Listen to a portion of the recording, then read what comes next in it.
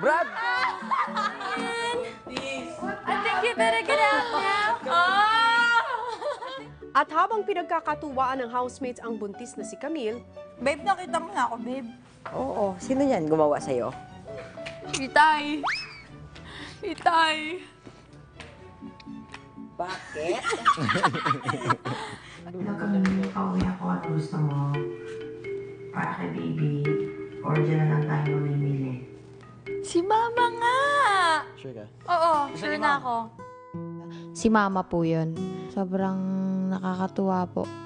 Siyempre kahit ganito po yung nangyari sa akin nun.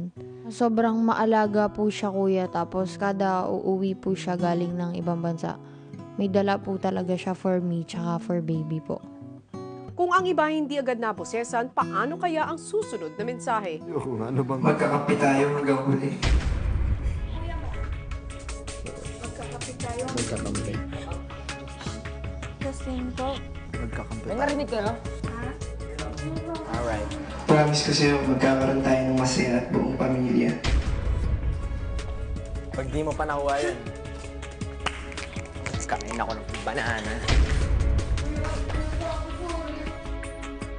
Kasabay nga ng pagbuhos ng ulan sa labas ng bahay ang pagbugso ng damdamin sa loob nito. Sa pagpaparamdam ng kanyang boyfriend na si Justin, paano nga kaya maaapektuhan ang teen mama na si Camille?